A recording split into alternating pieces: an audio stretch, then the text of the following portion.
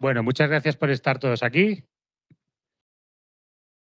en este evento en el que, bueno, ya sabéis, conocéis el libro de David, es para hablar de su libro y sobre todo lo que dice su libro, no tanto para esto, y es un privilegio que David esté con nosotros.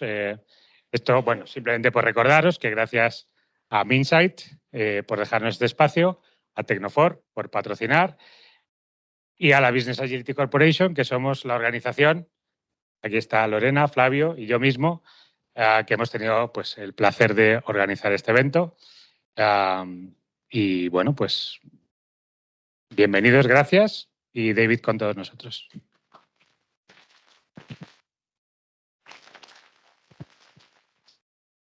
Gracias. Unos vascos aquí esta tarde. So you guys don't get to... Arts Aldeon. Mila Escar Etothia Gatic. And later on, you can ask her what I actually said. All right. I can speak a little Spanish, but now it goes out of my head. We had some problems with the book deliveries here, so if you would like to get the book at the price that the other people here tonight have paid, the link is on the website. I think it's a hidden link, so if you just went to the kanbanbooks.com, you won't find it. But it's quite easy to remember. All right, so 21 years ago, I wrote a book, or it was published 21 years ago, called Agile Management for Software Engineering. And I'd had this good fortune to be involved in something that eventually became known as the Agile movement since 1997. And during the time period 2000 to 2003, I had a managerial position at two companies in the telecom industry. The first one was Sprint, which is an American mobile phone company, and the other one was Motorola's PCS division, their mobile phone manufacturing business. And during that time, I was trying to introduce Agile methods to the department that I ran, and actually that went pretty well at Sprint. In fact, it went well enough that I got summoned to the corner office, and the vice president there, he said to me, "David, I've had people in my office a few weeks ago telling me that you were an idiot and that you've signed up to deliver projects on schedules that are impossible and that you were going to get us all burned and it was going to be very bad for me as the vice president. But you've delivered these projects on time and now everyone else is embarrassed. And this is very good for me. What the hell have you been doing up there?" So I explained to him, and he said, "Wow, that's fantastic. Could you just get all your colleagues, the other managers on the same floor of the building, to convert their departments to work exactly like your team does?" So this was 2001, and this was my first scaling agile challenge to a business unit of 350 people. And it didn't work very well. Now, let me explain failure to you. In my opinion, we failed because we only doubled the productivity of that business unit. Because my department was going 5 times faster than the rest of them. So they were unable to copy what we were doing at a level that was the same level of achievement. And I was getting a bit burned out from that job. My wife was having her first daughter. So I left there and I went to Motorola. At the time, it wasn't Motorola, it was a startup company, and 2 or 3 months later, Motorola acquired it. I knew that was going to happen before I moved there. And I got the chance to try it all again. And 2 years later, same kind of issues. One team, one department, one project going very fast and with very high quality, and other groups not managing to copy it to the same standard. So by 2003, I had failed at scaling Agile in big corporations at the business unit level twice. And I was starting to ask myself, what the hell is wrong? Meanwhile, I'd written a book. And about 2/3 of the way through that book, while I was writing it, I realized I'm writing the wrong book, solving the wrong problem. But I couldn't abandon it. Nowadays, I abandon manuscripts. I just take a half-written book and I throw it away. There's at least 5 of them in the hard disk on my computer over here. But back then, I had a contract with the publisher and they paid me in advance and I'd spent the money on my new baby. So I couldn't pay them the money back, right? So the book got finished. But this started me on a journey. I wrote the wrong book, solving the wrong problem. Right? What does the first book talk about? It talks about how to make software development on big companies like Sprint much more productive. And it turns out senior managers at big companies like Sprint or Telefonica, where are you folks? Nobody cares. Senior managers do not care about productivity. And if you come along and say, I know how to make these people 4 times more productive, and that would be easy. Maybe I can make them 20 times more productive. Nobody cares. They care about on-time delivery. They care about high quality. They care about making or keeping promises that they've made, especially if the promise was made on the golf course. Right? The head of the telephone company promises the head of the bank that that new project will be delivered on time and on budget. But nobody really cares about the productivity. So the first book got ignored, at least by the target audience. It got a lot of attention from famous academics, and it made a huge difference to my career. But it didn't get attention from big company managers, and nobody believed it. And they continue not to believe it. There's a group from Accenture in Brazil, Rio de Janeiro, who took our team Kanban practitioner training.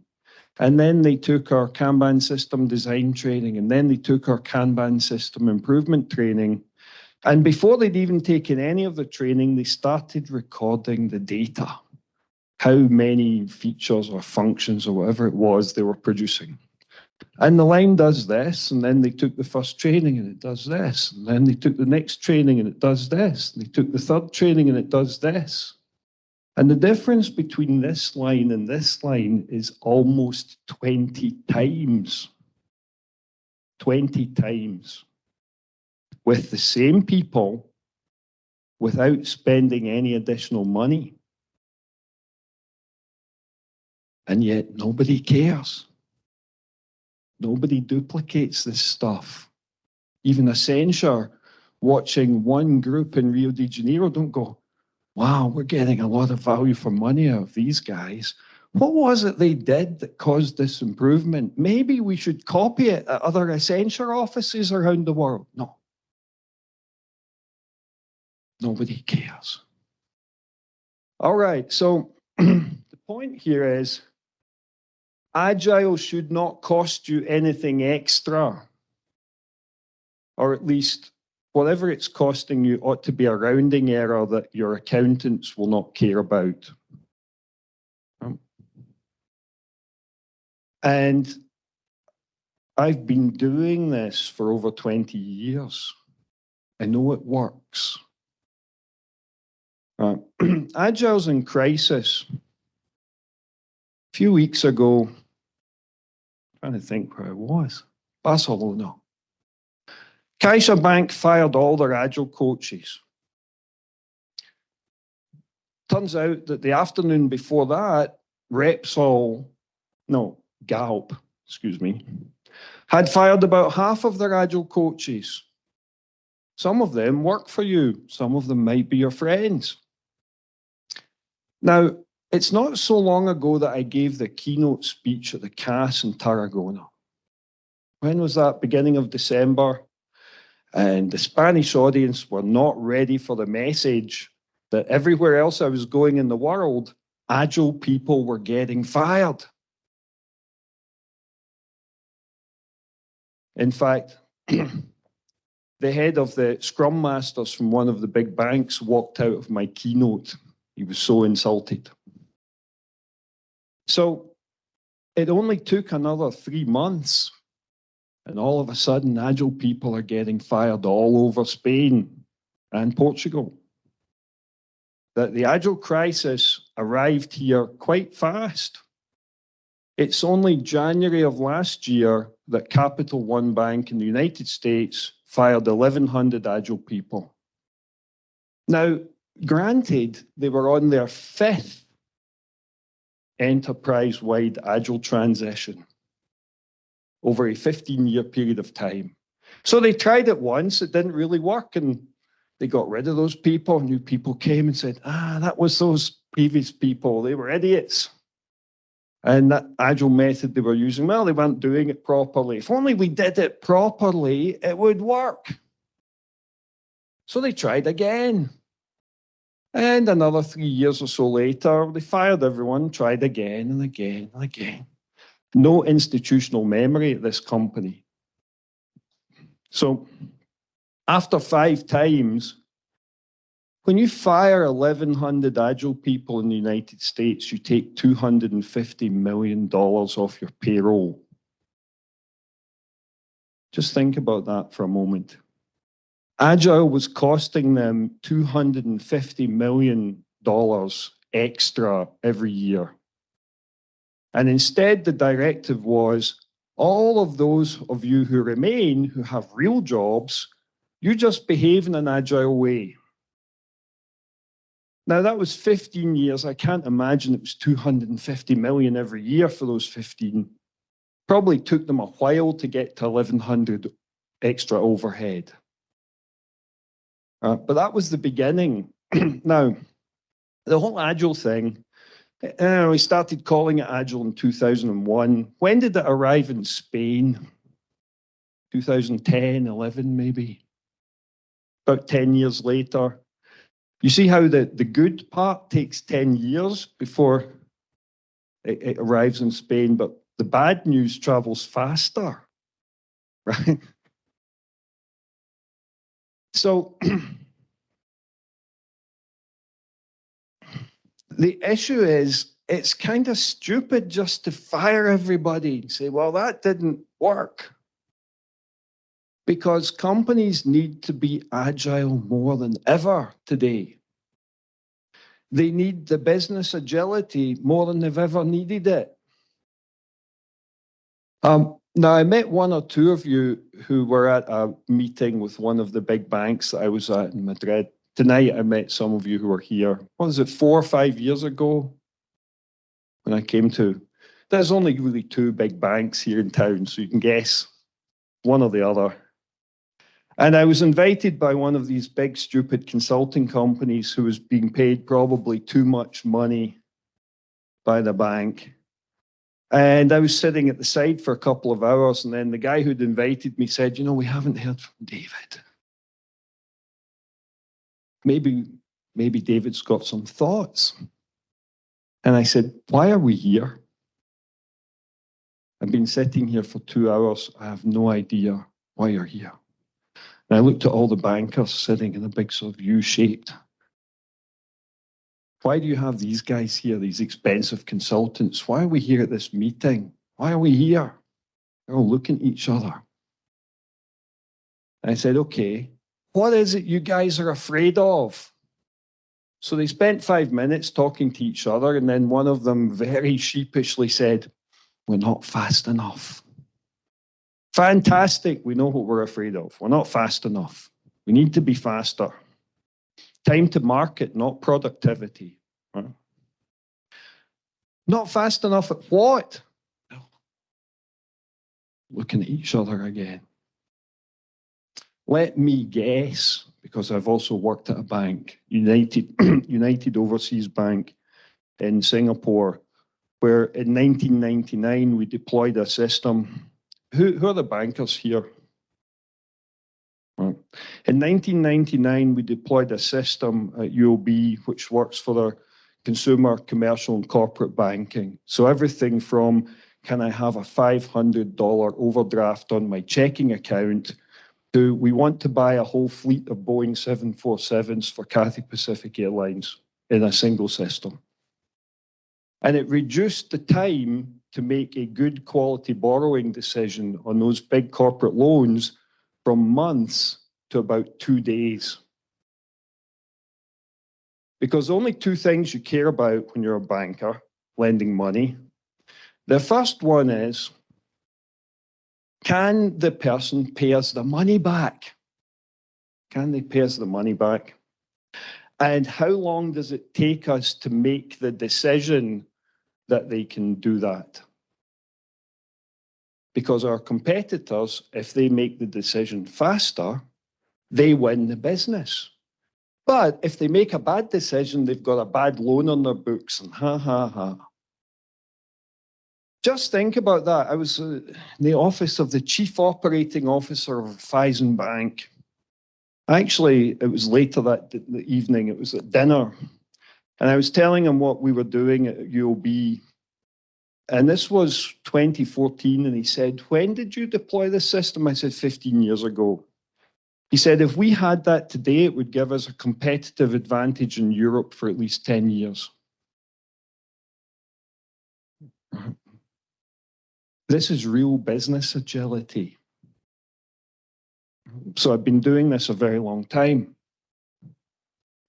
All right, so the agile world's in crisis, but we need business agility more than ever we've needed it. Oh, and how many of you, well, there's still a few rich companies around, right? There's a war on. There's always somebody making money in a war. Meanwhile, everyone else is struggling with a difficult economy. There isn't so much discretionary spending around as there used to be. I know because I run a training company that operates globally. People are not buying training. It's hurting a little bit. We've noticed. So there isn't the same amount of money around, and I actually think it's a good thing. There's a well-known Brazilian girl in our community called Amanda Varela. She did a fantastic implementation with Kanban about 15 years ago already. Rafa knows her. At Petrobras. And it's the oil industry. It's a bit macho. The fact that a woman managed to make such a big difference in a company of that nature was outstanding. Well, Amanda lives in Australia nowadays, and she's very frustrated by the fact that Brazil has a lot more uptake of these ideas than Australia does. And last year she was giving a speech at a conference, and basically the title was, paraphrasing, why are Australians so stupid and Brazilians get it? And that was a different title, but that was the essence of it. And she had called me a couple of weeks earlier, and she said, David, why do you think it is that Brazilian companies are doing so much better with this than Australian companies? And I said, well, I think Australian companies are like most American companies and a lot of North European companies, and Brazilian companies are different. Why? They're not rich enough to be stupid. And all of a sudden, a lot of companies that were rich enough to be stupid are suddenly paying attention to where they're spending their money. I think that's a really good thing. All right. So we've had this one. I'm pressing the wrong button. Too many buttons on the clicker. Right. So what do we really mean by agility? to pivot, to adapt, to reinvent, to shorten the time to market for something, getting back to that big bank from here in town. I said, okay, let me guess, you're not fast enough at basic banking. All right, so at United Overseas Bank, day one on the job, I arrive, they onboard me as an employee, and they take me downstairs to the branch on the ground floor of the headquarters building in the Central Business District in Singapore. They walk me into the branch and say, this is David, he's a new employee, we need to get him an account. And they take all my details, passport, stuff like that. They go behind a wall that I can't see what's happening behind. And about 15 minutes later, they come out with my checkbook, my bank cards. They've manufactured them all in the back of the branch, 1997. So I asked this bank, how long does it take you to say, open a credit card for a new applicant? They'll look at each other, not really sure. They said, let me guess, it's probably about a month. Yeah, it's probably about right. Okay, let's imagine for a moment that I am the King of Spain's private secretary. And the King has a public engagement next week. And for demonstration purposes, he needs a credit card. And could you open one for him, please? How fast can you get that done? They all laughed. Now, in our training, that's now referred to as the King of Spain method. The King of Spain method for what? Everyone remembers the COVID pandemic. How long did it take them to create the vaccines? 8 to 10 months. Before COVID, what was the average time to create a new vaccine and get it licensed? 8 to 10 years. So, did all these vaccine people suddenly run around 10 to 12 times faster? No. How do you get it to work 10 to 12 times faster? How do you shrink 10 years down to 10 months? The answer is you remove all of the delays. So if it normally takes 10 years, but if you're in a hurry when there's no delays, because every time you put something in front of a government department, they go immediately. In manufacturing, that's called expediting. And when you divide one number by the other, 8 months by 8 years, what you get is the flow efficiency of the process. Now, a typical manufacturing plant will be about 80% flow efficient. When I first did this Kanban thing in 2004 with Microsoft, the department I was working with, we identified they were 8% flow efficient. And I thought, this is fabulous. What a great opportunity for improvement. Only 8% flow efficient. It will be easy to make this better, easy to make it faster. Well, it turns out most of the world I've met since then is 1 to 2% flow efficient. I was sitting in the office of the Chief Financial Officer of BT, British Telecom, many years ago now, 2008. Himanshu Raja, his name was.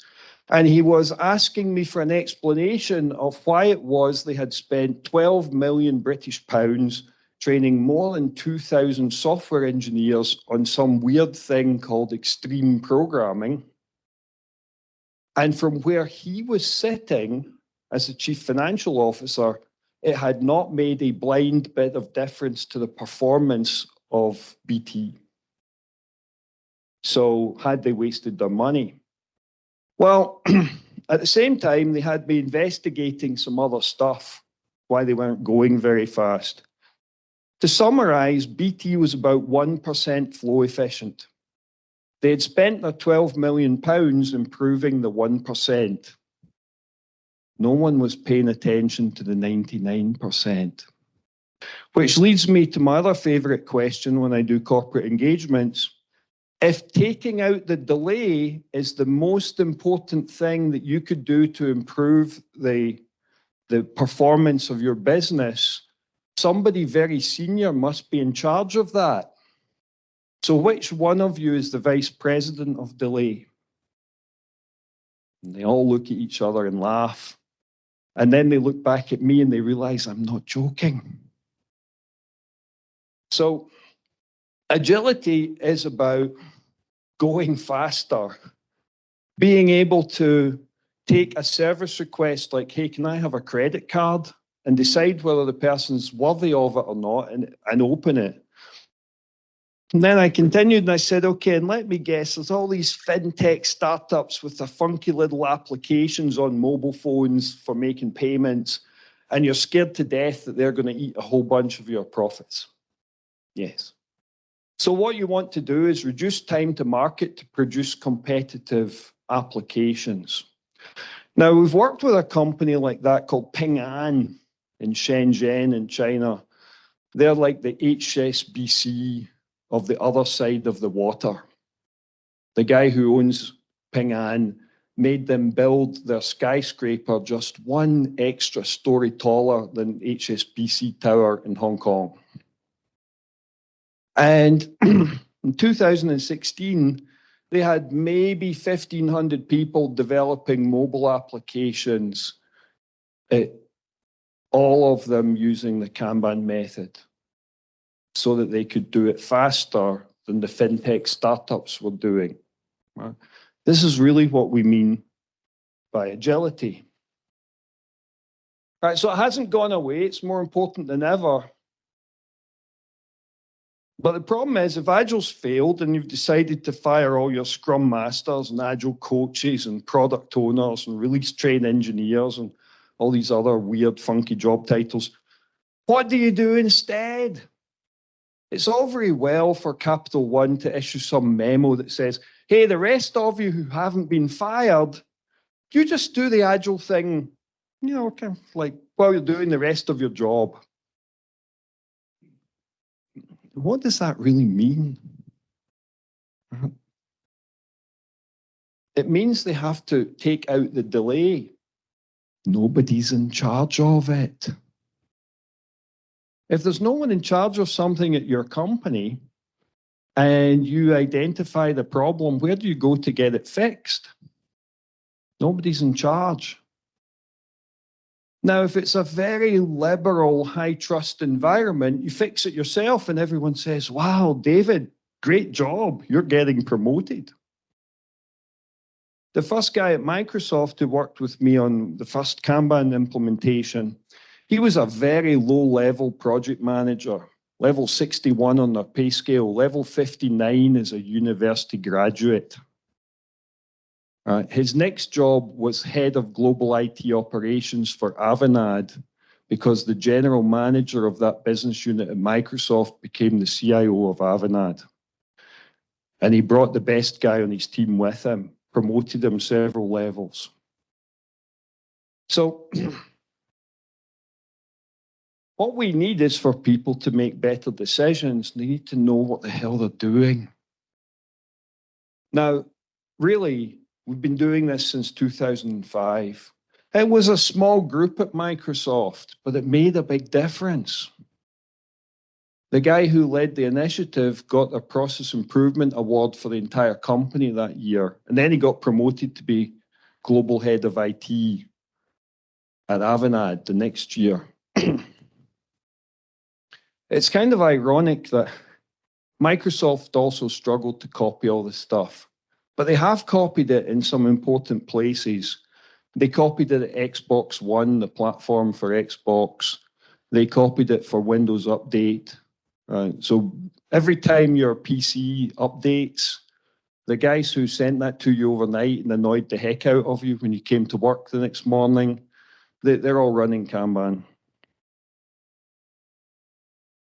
So this is the Accenture data, right, up to 20 times. We've done enough of these now, and we've got our maturity model, which I won't talk about tonight. We know that when when organizations go from level 1 to level 2, they improve 25 to 50% in productivity. But from level 2 to level 3, it's usually about 4x. From level 3 to level 4, it's another 2 times. So in other words, typically it's 12 to 16 times if the starting level is a bunch of people doing Scrum badly.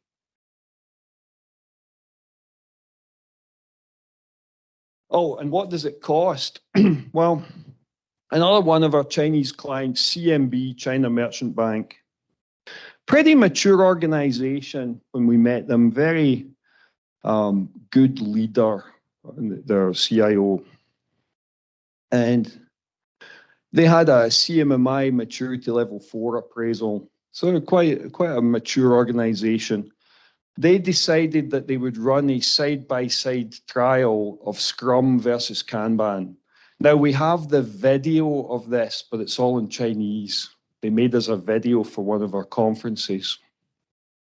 And at the time when they made the video, there were about 3,500 people using Kanban. It had cost them a total of 240 days of consulting time from 2 of our trainers in Shenzhen, who delivered about 200 days of training and 40 days of coaching. And it had institutionalized across 3,500 people.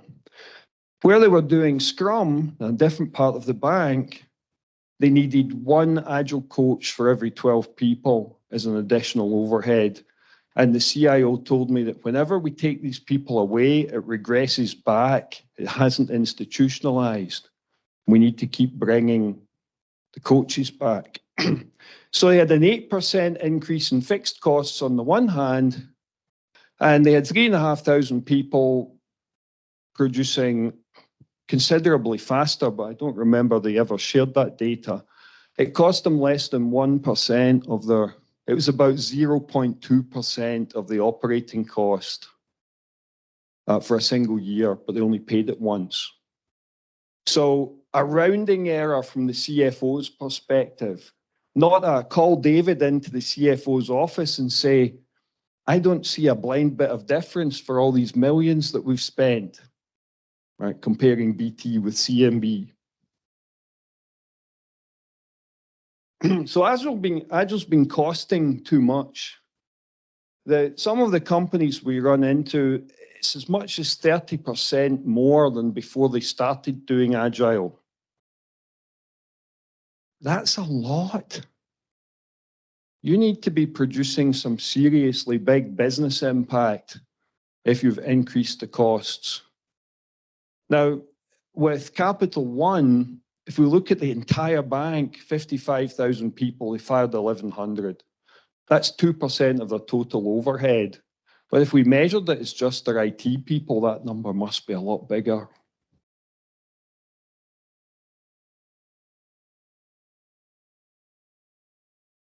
I'm pressing the wrong button again. Okay, so, yeah, we talked about this. I've been doing this for 20 plus years. I think it's tried and tested. We know what we're doing now. Now, some of the case studies, I think, that are on our website, but the case studies, some of them are a decent size, a few hundred people, but we don't have a written case study of some of the really good examples. And all the ones that came out of China, we got this very professionally made video in Chinese from CMB. I think that's the best evidence that we got from there, unfortunately. All right, so how is this possible? This is just the data from CMB. The data said Kanban cost them 1/150th of the cost of Scrum and produced better results.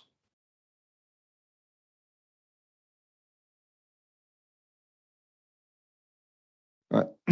Well, we've got our guide, we've got the maturity model, we've got classes, but there are some other things that just you have to take care of. The organizational culture needs to change. And it's very easy for someone with a microphone in his hand to say, all you really need to do is change the culture. Now work that out for yourself. No, we teach classes in this stuff. The more advanced classes for the coaches that we train. And it's built into the model, and you can read it in one of my books, or you can pay €5 a month and read it off our website. That's probably the cheapest solution, €5 per month option. Just read it on the website. And then once I was doing that, I realized, okay, we had this mantra that the business outcomes follow the practice adoption. The practice adoption follows the culture, and the culture follows the values that you hold as a business, your value system. Therefore, you need to lead with values. Fantastic. Magic happens here in this word lead. Who the hell does that? Who are the leaders? So then I realized that there was a huge leadership gap, and we had to start teaching that too. Now, I had somewhat of a good fortune in my career that I mostly worked at really mature companies, or at least pockets of big companies that were very mature. And there was one fairly consistent detail.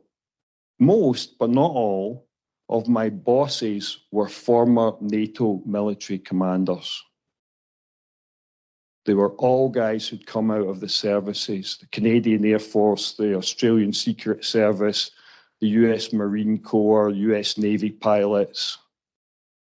And I'd also run into some other people in my career. The head of the Software Engineering Institute was a two-star general in the US Air Force called Paul Nielsen. I got to know Paul fairly well. He's from New Orleans, and there's a drink from there called the Sazerac.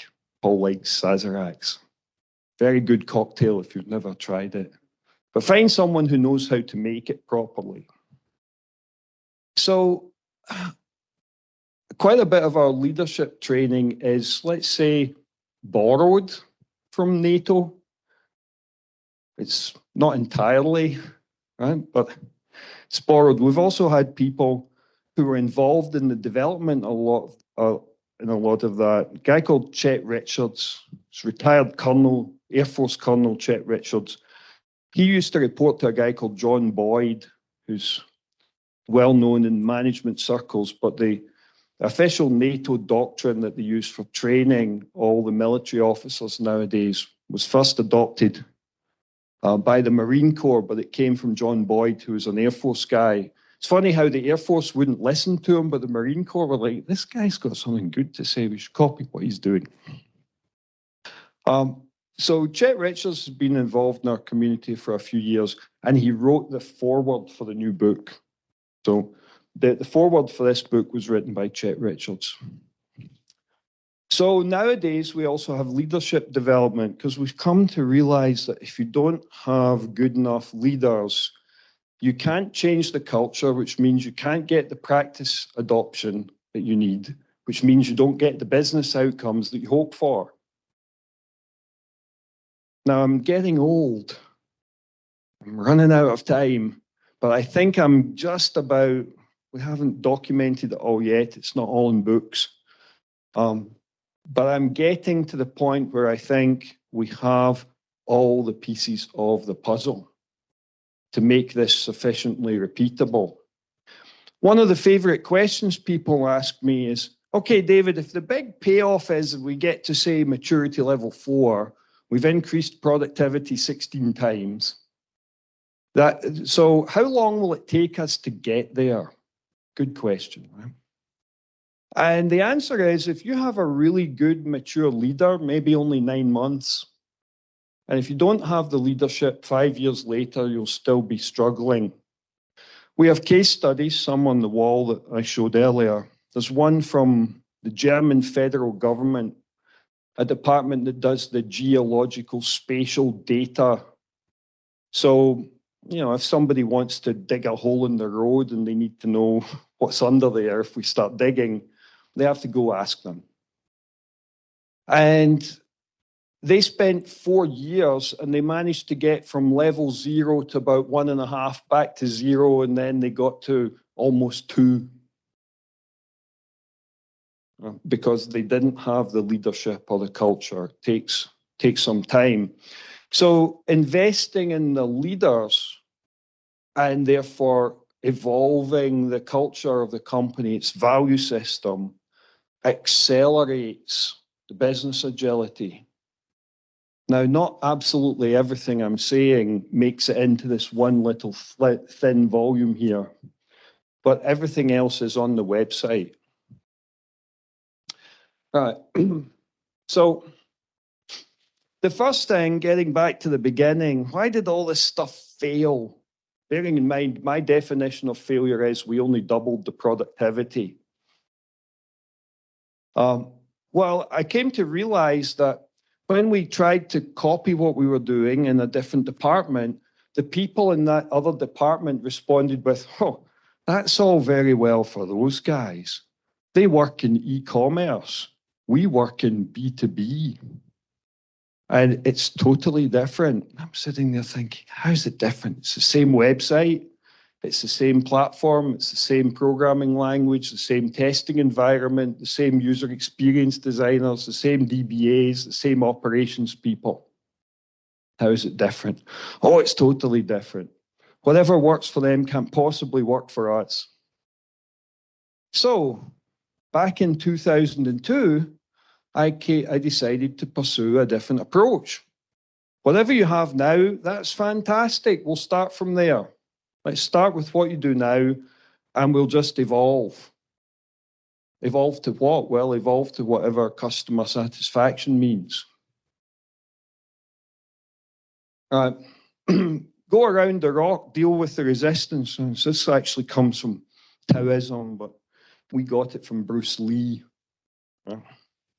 It turns out Bruce Lee's approach to Chinese martial arts is very similar to my approach to how you improve companies. And it's a long story, but there's a chapter in the book which explains it. So the first thing that in this philosophy is, if you're going to run into resistance, don't go around it. It's actually modern military doctrine as well. They used it in the Gulf War Part 2. If you're going to run into some nasty Iraqis, don't just drive around them. Go to Baghdad. Avoid the rock. And in our case, the rock is emotional resistance to change. Learn how to avoid that. So if somebody has the job title, blah, blah, blah, manager, do not walk in and say, hi, I'll be your agile coach and we hate managers. You don't need them anymore. Everyone is self-organizing. No. That's going to meet with resistance. Or, hey, all you project managers, we're sending you on a 2-day training, and when you come back, you'll have a new job title. No. Everyone gets to keep the job title they already had. Maybe we have to tweak around our responsibilities a little bit. Now, there will be times where what you're going to do will meet with resistance. You're going to hit the rock. The very first one we did at Microsoft, I'll just paint the picture. The department with the worst customer service record in all of Microsoft's IT, 3,500 people. And an average 5.5-month delivery time for small changes to internal applications like their payroll system, their HR records keeping system, physical security systems, and so on. Spread of variation from about 6 weeks to 1.5 years, average 5.5 months. And then 0% on time. Every month they made a plan, they delivered absolutely 0 according to the plan because too much disruption in their environment or whatever. Well, over 9 months, we cleaned that up to 98% on-time delivery. We shortened the delivery time to 11 days on average. Oh, and we trebled the productivity of the department and we didn't spend any money. That's how you get promoted to be the head of global IT at Avanade. So the example of the rock, I'm explaining to Dragos that I think that we should implement what we now know as a Kanban system. And this means there'll be a work in progress limit of so many items that the developers and testers work on. And when they finish one, we'll pull another one in from their backlog, from the plan. And that means we need to ask their customers, which one of these things would you like next for delivery 28 days from now or less? Well, excuse me.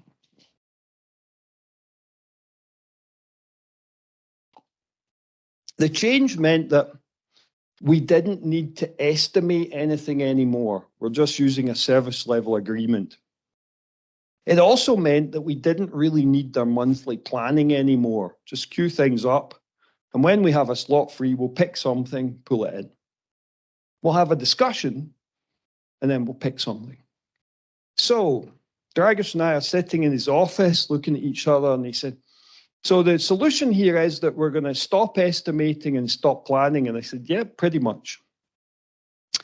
And we looked at each other again, and I said to him, so do you think they're going to go for that? Who were they? The customers, the product managers. And he looked back at me and he said, no. On the other hand, what about the developers? We go to the developers and we say, hey, you guys, you're not going to have to estimate anything any longer. What do you think? Totally happy. Same with the testers. So sometimes you can have a change where some people in the organization will be super happy, but the change scares someone else to death. And then that's the challenge. So I spend about 3 days of training teaching coaches how to overcome that issue, how to get people on board, because it's not that easy, right? And then what we've learned, and we keep learning this, meet people where they are now and help them evolve. We have a new training class called Scrum Better with Kanban, which is also known as the Pray You Don't Get Fired class. And we've learned that we had to put all sorts of new language into that class to meet the people where they are. And we thought about other things like product ownership better with Kanban or project management better with Kanban. Same formula. We have to meet people where they are using the language they currently use. And that requires a very deep empathy that takes time to develop and evolve. Takes time. The Scrum Better with Kanban class took us 2 years to develop it. A lot of testing, a lot of prototyping. So what does a typical initiative look like? So let's say we're trying to do this like CMB thing, 3,500 people. Well, we're going to need to train the managers in that organization with our basic management training. Now, I've been calling it management training for 20 years, and then managers send their people to the class. And the number one thing at the feedback at the end is, my manager should have taken this class. I don't know what I'm doing wrong. It says management above the door. All right, so the managers need the training, and it's just our basic training. The Kanban Management Professional. Maybe a few of them need the follow-on training that we now call Enterprise Scale Kanban, the Enterprise KMP. You need a few coaches, and you need one, maybe more than one, accredited Kanban consultant. These are people who've spent more time in my training classes that they now know all of my family. There's only about 130 of them in the world, and it's taken me 15 years to get to that number. Now, so recently, Unicred in Brazil, they are our current favorite case study. Because their vice president of the business unit gives the speeches at the conferences, he's so happy. They've spent a few years to get here, but 2,200 people running essentially my management method. They have one AKC, the guy who's been through all the classes. His name's Alcides. No, Jonathan Aguirre. They have 3 Kanban coaching professionals, internal staff, but they're new hires. And then they sent a bunch of their managers to our basic training. So to scale to 2,200 people, they added 4 new people. And they sent 30 or 40 people maximum to the training. Like that's like 2 training classes. So if that was European prices, and it's 2 training classes 2 times. So that's about 60,000 euros. Plus 4 extra people in a staff of 2,200.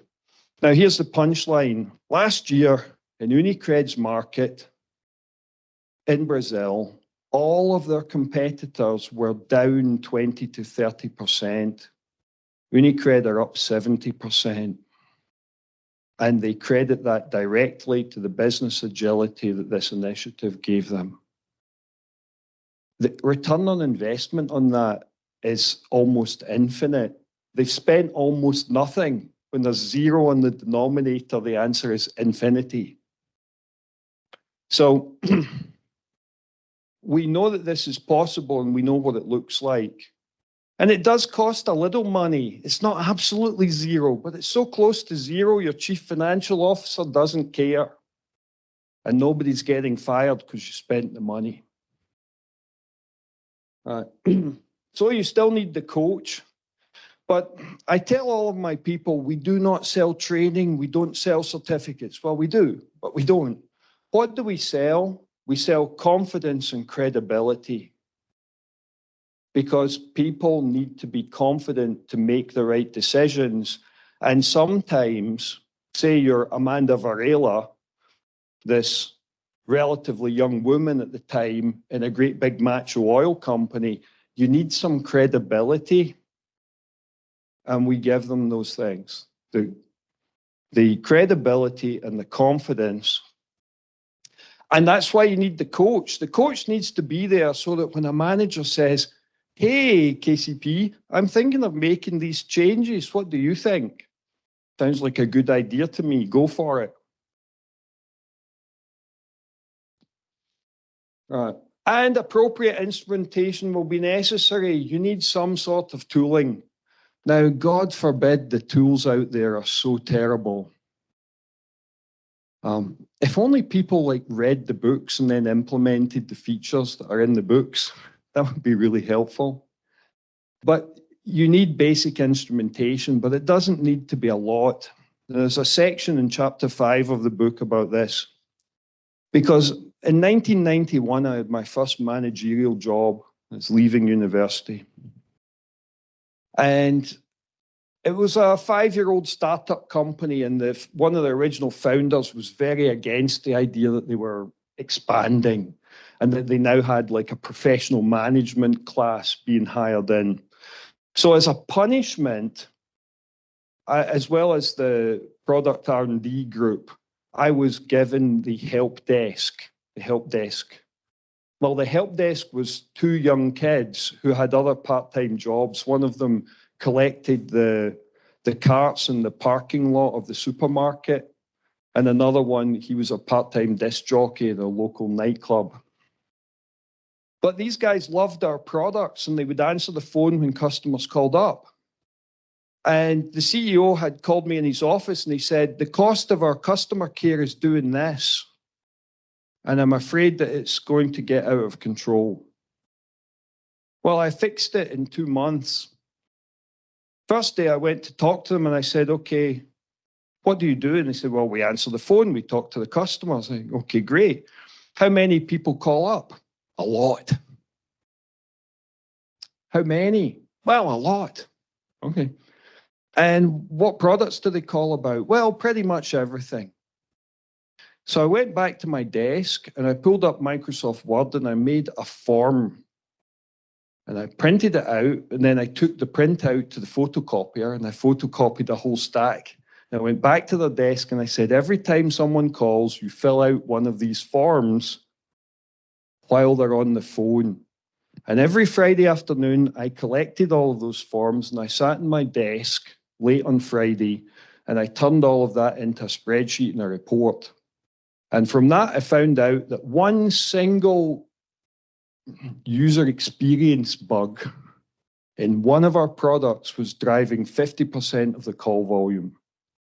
We fixed it with a new product release. Didn't even have to modify the product, only the manuals. And a little flyer that said, read me first, as you opened the box. The second month. The third month, we'd have to call volume. So I've never had any problem asking managers who report to me, collect your own data.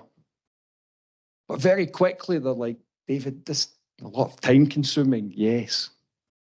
Then they install software to do the tracking. And it does cost you some money, sorry. And it's terrible. They're all terrible. Some of them are less terrible than others. But it's a necessary evil. Right, you need feedback mechanisms, and our favorite one's called operations review. You can read about it in chapter 5. Feedback mechanism means you have some expected outcome, you compare it with what really happened, and then you hold a bunch of people in the room accountable for why does what happened not look like what we expected? Now let's do something about it. And if you have strong enough leadership, because you've invested in leadership development, changes happen and improvements happen as a consequence.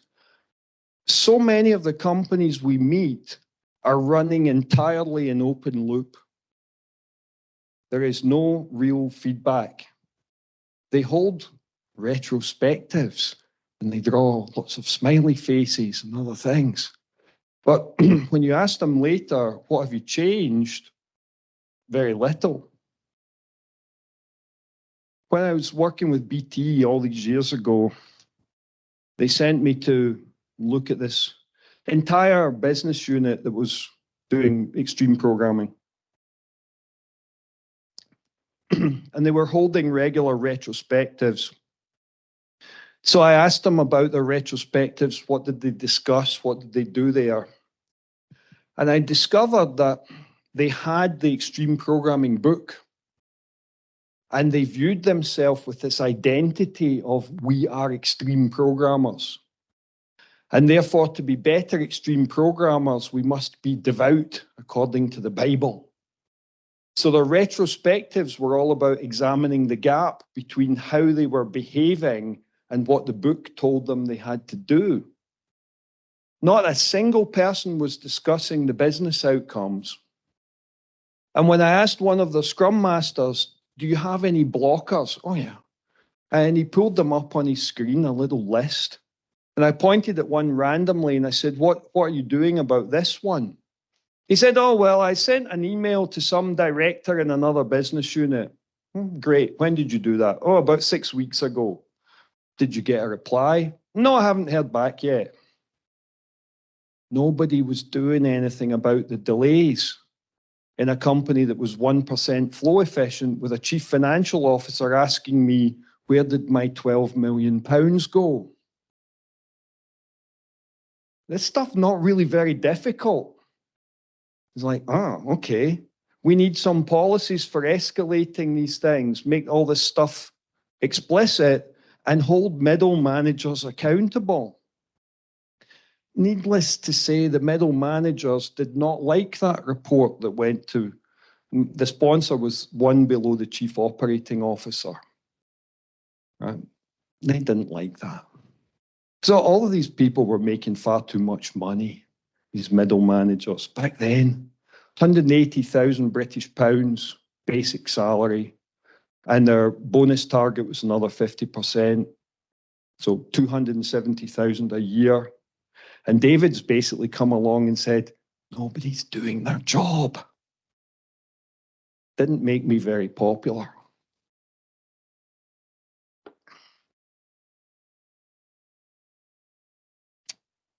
Right, so the operations review meeting, it was actually modeled on something called readiness reviews, which is a NATO thing. Let's imagine that you've got some despot dictator in Eastern Europe, and you're worried that maybe he might invade some of your friends in these smaller nations in the Baltics. And you want to know, if that happened, what the hell could we do about it? And examining that problem is known as a readiness review. Now, every so often recently, the Russians have been flying planes across the North Sea. And the RAF scramble fighter jets fly up there and say, hello, Russian, go away. The Russians run a stopwatch on that, right? Because how fast we can do it is our readiness. How many fighter aircraft we can get in the sky is our readiness. Oh, and if you live in Sweden, you don't get as much warning as you do if you live in Scotland. You have to be more ready. So my boss, he had screwed up a bit. He had $75 million dollars budget. And it was only the end of October and he'd spent it all. So he had to go back to the executive committee with his cap and say, could you put some more money in here? And they said, well, why should we trust you with this, John? You've screwed up already and spent all the money. So instead, he brought in the operations review to allow the senior management transparency into how our business unit was run.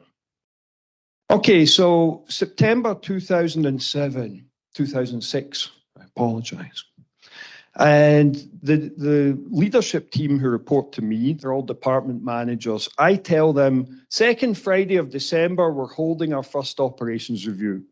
I tell them what it is. I show them the book chapter from the old book. And that's all very well. Next day, one or two of them, one-on-one in my office. David, this meeting we're doing in December, you want me to present? I said, yes, you're a department manager. What am I going to present? Oh, nothing terribly difficult, just what your department does, who are your customers, what do they ask you for, how many things have they asked for over the last month, how long did it take you to do them, and with what quality level? Maybe 5 slides, 5 charts and graphs, 1 per minute, 3 minutes for questions. Next day, back in my office, more questions. And another week goes by. David, this meeting in December, we're going to need data to present at that meeting, I guess. And if it's in December, the data has to be for November. Yes. And if we're going to have the data, then we need some way of collecting it. Yes. And that needs to be in place before the end of October. Yes. So you're telling us that we need to deploy Team Foundation Server, which is now called Azure DevOps, before the end of October. I said, no, I'm not telling you anything. I'm just telling you, you have to present at the meeting in December. But if we have to deploy Team Foundation Server, that's only 4 weeks from now. We spent 5 months failing to deploy it. Yes. Well, 4 weeks later, Team Foundation Server was installed and ready and configured for all these departments to track everything so that these people had data to stand up in front of 150 other people on the second Friday in December. At no point did I ever tell the people who reported to me, you must deploy a tracking tool. And we work for Bill Gates, so it has to be Team Foundation Server. I did not tell them that. The only thing I told them was that they would be held accountable for their department's performance, and they had to present that in front of all their peers. That kind of emergent behavior, and there's many more stories like that one, or what I refer to as Kanban magic. People see the boards, they see the WIP limits, They see the tangible things. What they don't see are these emergent effects that is pulled out of people because you put them in a position where they're under a little bit of stress. The magic formula for evolutionary improvement is you need a little bit of stress, you need a feedback mechanism, and you need acts of leadership. And if you have that, the organization's performance improves dramatically, and it doesn't really cost you anything. I think that's what all of that says. Oh, I'm going the wrong way, wrong button. Right, so that whole concept we refer to as obliquity. It's the title of chapter 5. The whole idea that you achieve results through indirect means. Rather than the directive, you will install Team Foundation Server by the end of October. Instead, you try an oblique approach and it produces the result that you need. The term obliquity is from John Kay, who's an economist, who did a book about 13 years ago with this title.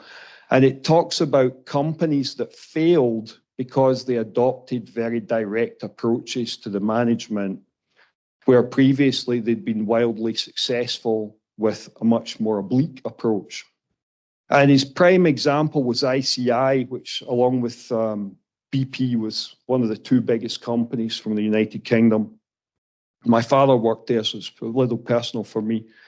And ICI doesn't exist any longer. So they went from Britain's biggest company to gone in a 15-year period between 1991 and 2006. And the difference was that in 1992, they abandoned their previous value system, which was, we do cool stuff with chemistry.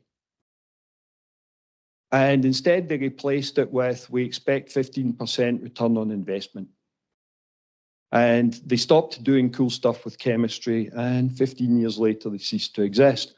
So John Kay's book's about companies who really totally screwed up because they approach things very directly rather than obliquely. Right. I've talked about all that. Right, so let's just summarize these typical things that we've seen again and again and again and again. So many patterns that I managed to write a book based on that called the Kanban Maturity Model. Typically 50 to 95% reduction. That's almost all removing delay. Productivity rises 4 to 20% if you can get up to level 3 and 4 on the model. Quality improves dramatically in other business results. Revenue's up 70%. That's at Unicred in Brazil, a very recent result. So Agile's in crisis. All these funky job title people are getting fired. But agility really shouldn't be. You need to find a way to do it with your existing workforce, just like Capital One are hoping for. I have no idea how they're training them to do that. Just fingers crossed, hope for the best, something like that maybe. And we know how to do this. We've been doing it a long time. And a lot, but I'll confess, not absolutely everything in this slim volume that I recently finished. And Lillian, who's right here from Barcelona, she's done a fabulous job with the help of her dad to translate this. And your dad worked at IBM, right? Yeah, so he's a techie guy too. So people tell me it's a very good Castellano translation because someone writes me and says, hey, I really love the way you've written the book. And then I discover they're reading the Spanish book. So Lillian's done a fantastic job. So thank you very much for that. And it's also available online with all of our other stuff at kanban.plus. And I guess the QR code also takes you there. But it's very easy domain name to remember. So we don't do Kindle books anymore because their business model's broken.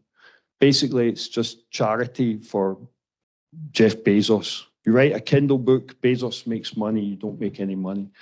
So back in the pandemic, I decided to not do it anymore. And instead, we have all our stuff online in our own online platform. And everything else that we do in the future will be on there.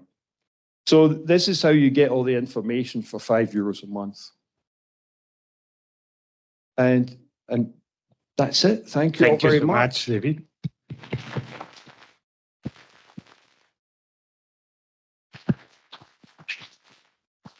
Okay, we're, let's say, out of schedule. We committed to be leaving at 9 o'clock, so we have 20 minutes left. And now it's turn for Lillian to speak with David, and it's also your turn. You can speak both English or Spanish, Castilian, even Catalan, I guess. So don't be shy. You can ask them whatever you want. Okay.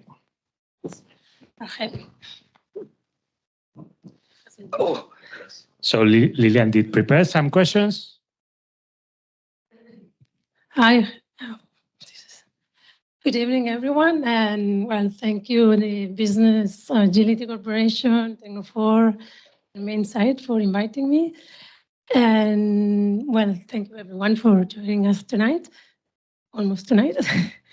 And well, thank you, David, again. I've said this many times, for giving me the opportunity to translate this book and trust me. And for those who have not read it yet, who has read the book? Any one of you? Not yet? Okay. So I recommend you to do a slow read, because in every single page you will find a lot of value. And a lot of the things that he said tonight are in the book. And well, I have some, we decided we're going to do this like kind of an interview format. I have some questions, of course, but if you want to interrupt or you can do it at the end, just think about any questions that have come to your head. I have some notes because, of course, okay. The blue book was just not a bestseller, but it was iconic. And now we have 13 years later, Discovering Kanban, which, as you know, it's a first of a series of 4 or 5, whatever. And it's not a light revision of it. It's much more than that. One of the first questions I would like to ask you is about the origins of this project. I've heard you have some other times, the idea of writing again a book, a Kanban book. Why now?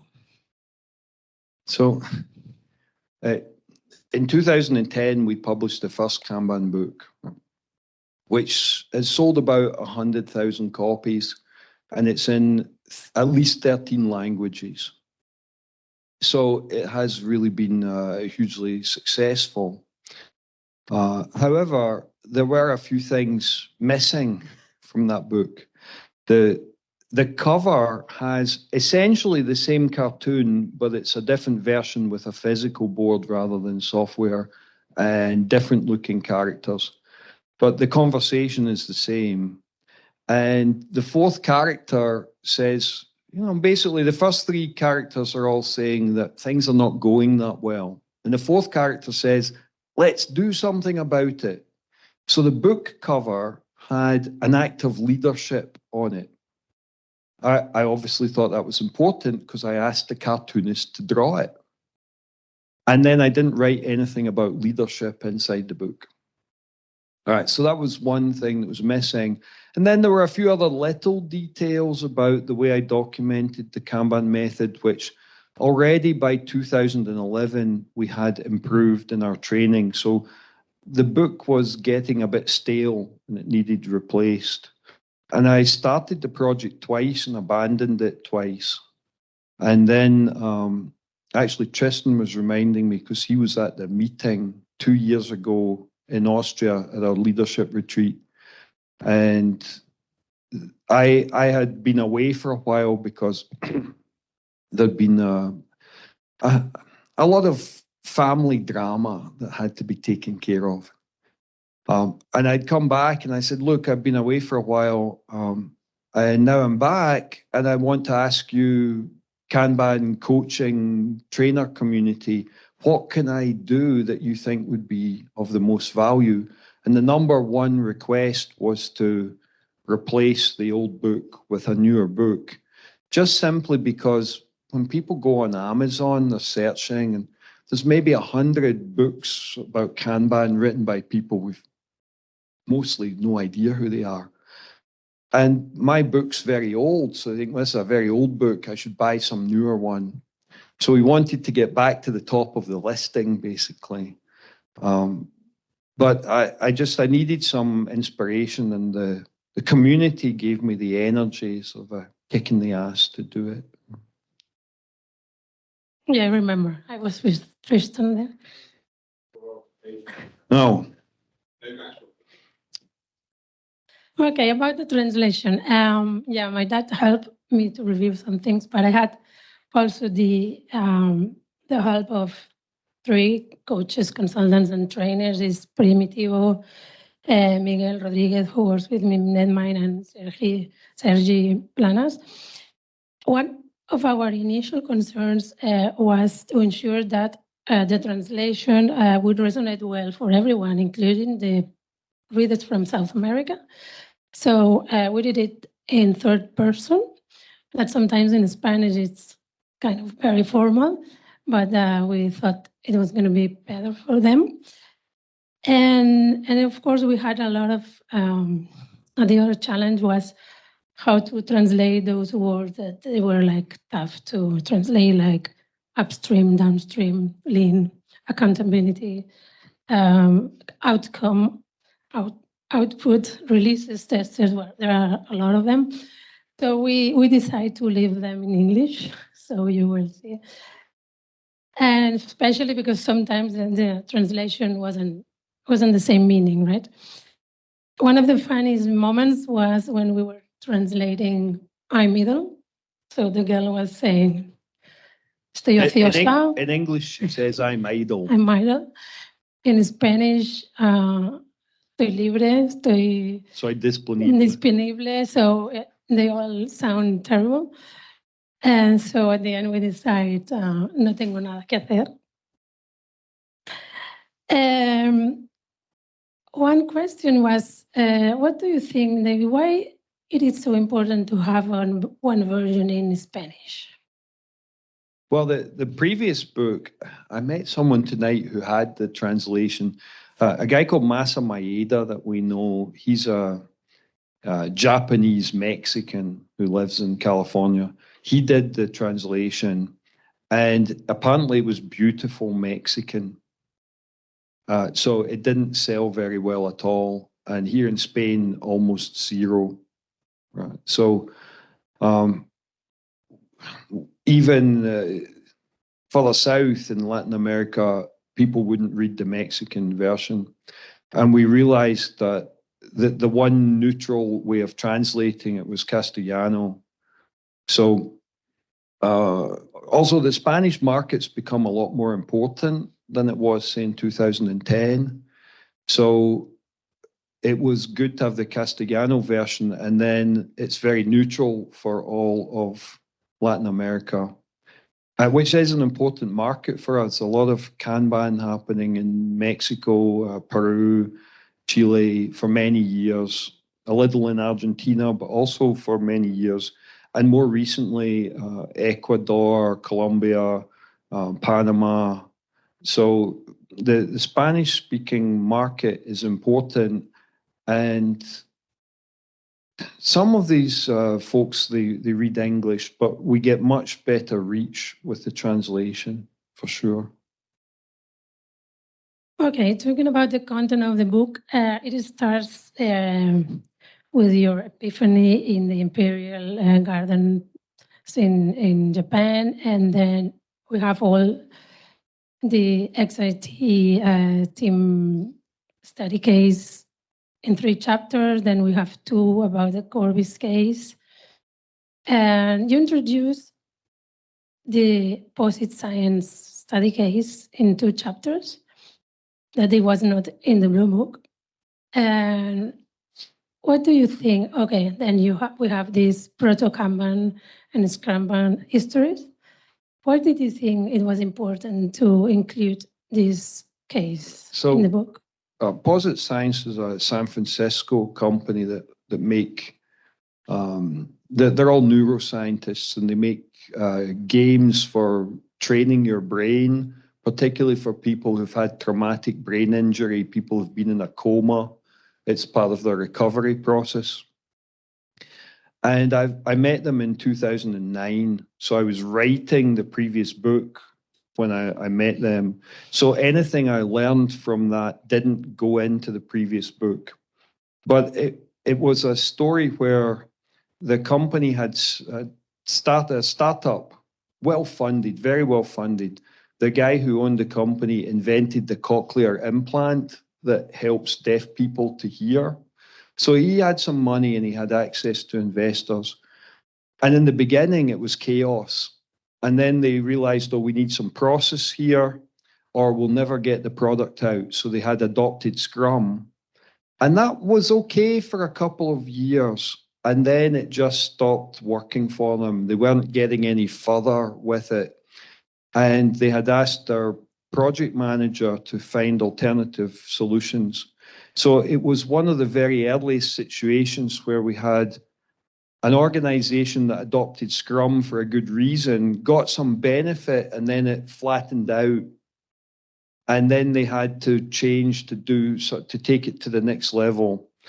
And that story is even more relevant today than it was back then, back in 2009 or 10. So it was important to include it. So it's actually a very well-written case study. And some years ago, a writer, a journalist who worked for me, she did all the research for that. She interviewed all the people. That's how we got that story. One of my favorite chapters is chapter 10, Lunch in Hibibia and Dinner at Anthony, in which you integrate the role of the service delivery manager into very nice stories. Can you share with us why you introduced this whole chapter about a role in Kanban, about service delivery manager? Yes, the whole idea of formalizing roles came later, like after the Blue Book, because the original idea was nobody gets a new job title, no one gets new role or responsibilities, although ultimately they are getting some additional responsibility. However, as we've been scaling this out around the world, the number of, let's say, higher maturity implementations with strong leaders is relatively small as a percentage compared to all of the other ones. And in those other situations, they need more prescriptive guidance on what people are supposed to do, the responsibilities that go with a role that they might be playing. And the service delivery manager, the person who's ultimately accountable for taking the customer's order and ensuring it gets delivered, that's an important role that had to be described.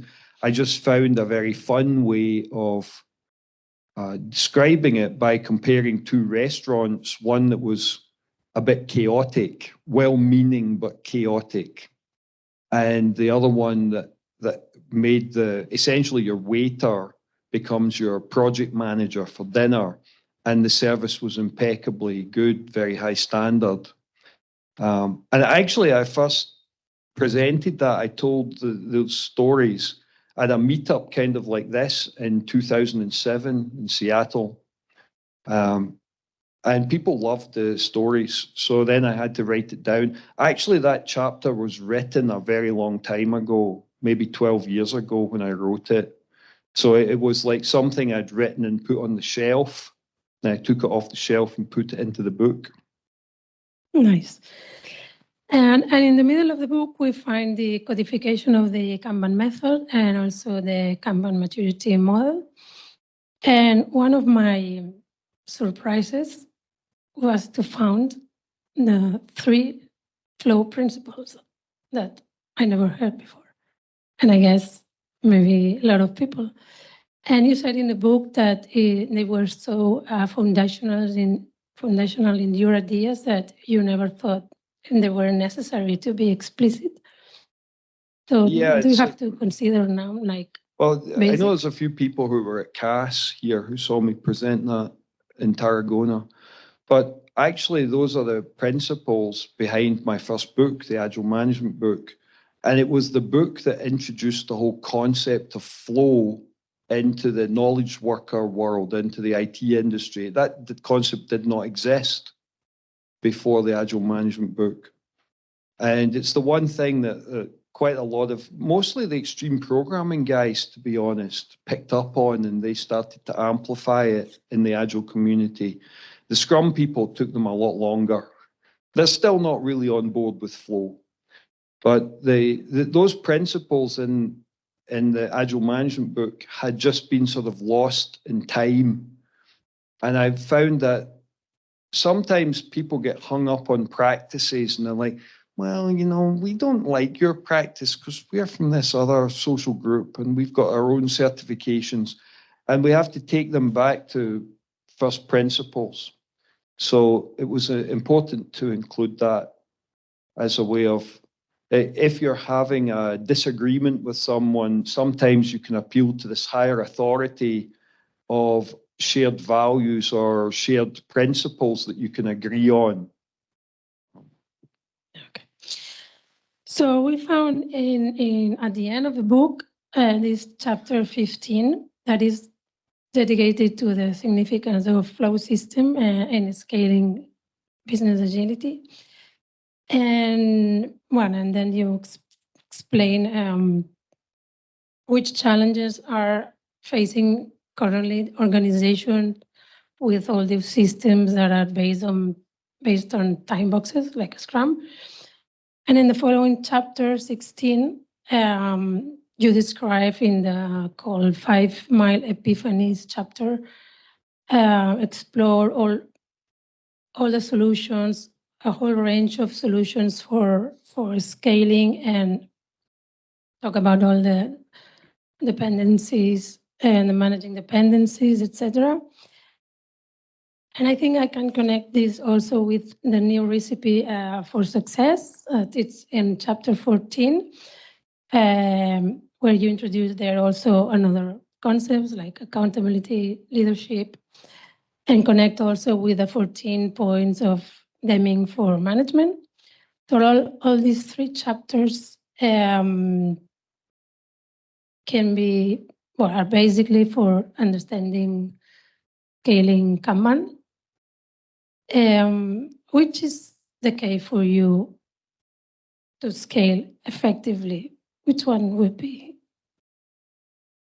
Oh, so it's the beginning, that chapter 15, it's basically a rewrite of an article that I've written about 3 times with the title, The Tyranny of the Ever-Decreasing Time Box. So those of you who've been around long enough will remember when the Scrum guidance, the original book, the sprints were 4 weeks long, and extreme programming, the iterations were 2 weeks long. And then after a couple of years, they're like, you know, we'd be more agile if we did 1 week iterations.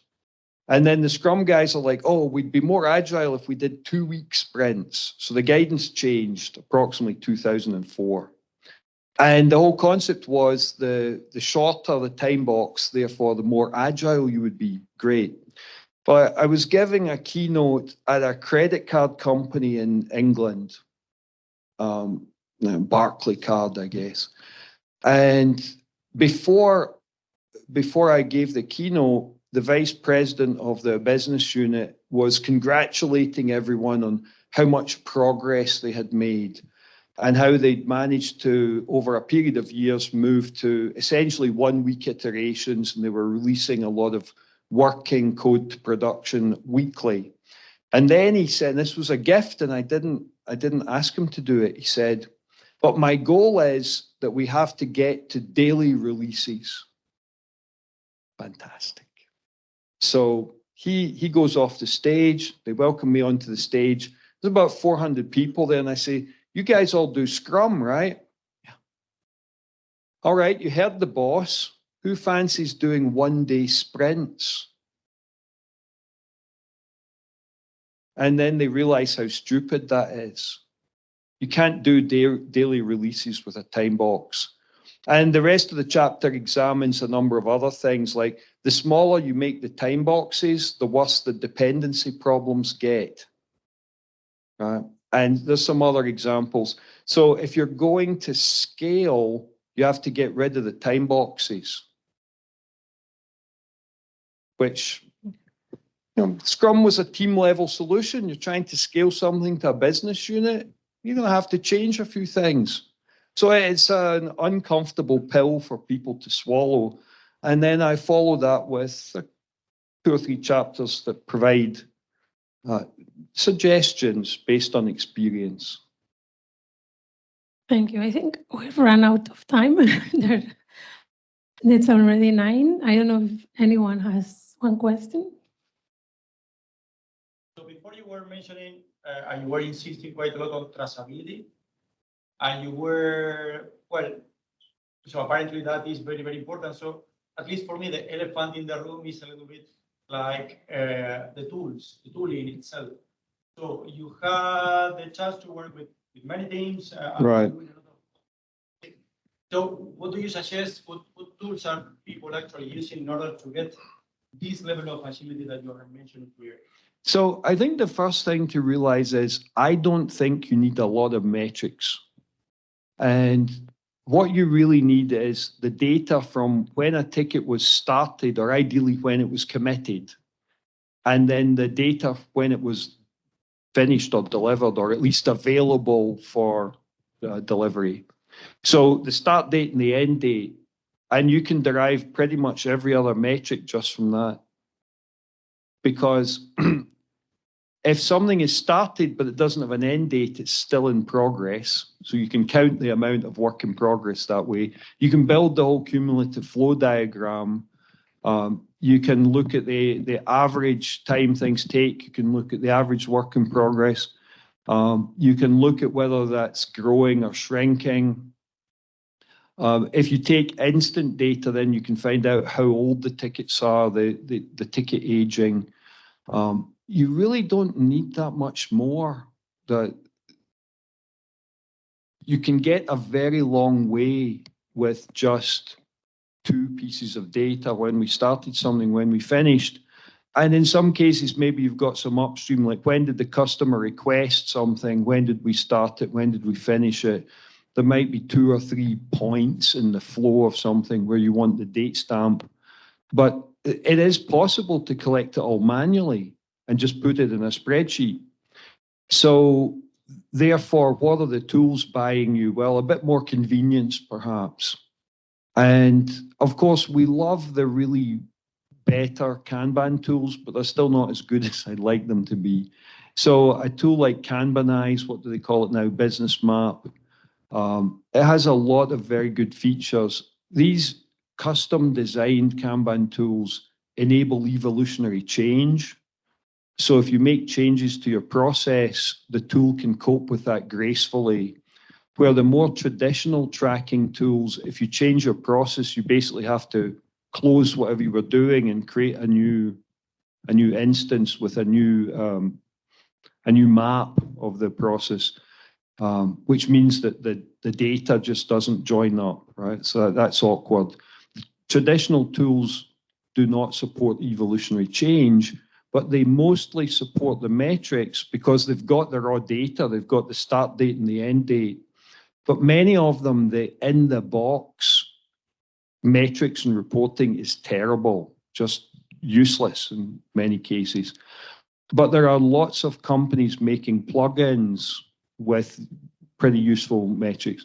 And the one that we love the most is probably Nave from Belgium, that Sonia Sidorova is the owner of the company.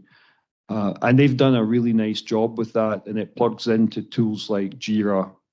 So we see people using these really pretty old-fashioned tracking tools, and then plugging a reporting tool like Nave on top of it, and that works very well. And then we love this thing from Australia, but it's a bunch of Brazilians that we know. It's called Flowmatica. That's sort of similar concept to Nave, maybe a little bit higher level in terms of business reporting. So I don't really mind what people use to do the basic tracking. For example, Huawei in China, they deployed Kanban over a period of years. The last time I visited, they had 15 product units and about 5,000 people. They then scaled to 98,000 people by rolling out their own tooling. Now, it's a stack where Jira is the basic tracking tool.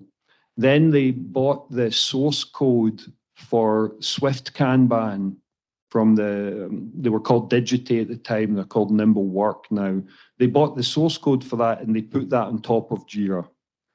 Then they built 2 more layers themselves. They built a layer to do all the reporting for all the feedback mechanisms, the operations review, the service delivery review, etc. And then they built a top layer, which is an executive dashboard. They built that themselves. And their CTO basically said, we cannot scale to 100,000 people without the tooling. So during the first 3 phases of what they called the pilot, the 3rd phase was when they got to this 15 product units and 5,000 people. That's when they built and deployed the tools. And once they had that all working, then they flicked the switch and went to 100,000. But I haven't been back to China to actually, I've never had the chance to go back and see that as an implementation. So tooling is required for scaling. And if we use Huawei as the example, they used a very basic, Jira on the bottom. They put some proper Kanban software on top of it. They built a bunch of their own reporting and their own executive dashboard. And the fact they had to build those top 2 layers tells me that the existing tool vendors are missing a huge opportunity. Because they should be looking at that and saying, my God, this company did 100,000 users and they didn't make the sale. Well, okay, there aren't so many companies with 100,000 people, but there's quite a few. So there are still features to be implemented. And I think the message therefore is buy what you can, merge some stuff, integrate some stuff together, and then build the rest yourself. And so in the Kanban maturity model book, there's a chapter about barriers of resistance. And the common theme at all the maturity levels is lack of appropriate tooling. We can't get from level 1 to 2, we don't have the right tool. We can't get from 2 to 3, we don't have the right tool. And it's amazing how many companies will just basically say, we can't get the tooling, so we won't bother. And they're basically saying, so because we can't get the tooling, we'll not bother to double productivity. It's crazy. That's a great question, thanks. So I've lost Pepe. Pepe and I and 1 or 2 other people are going out to dinner, and anyone else who wants to join us is welcome. Just talk to him and find out where the hell we're going. You can ask. We have 2 choices. Thank you all so much for coming. I really appreciate it. Thank you.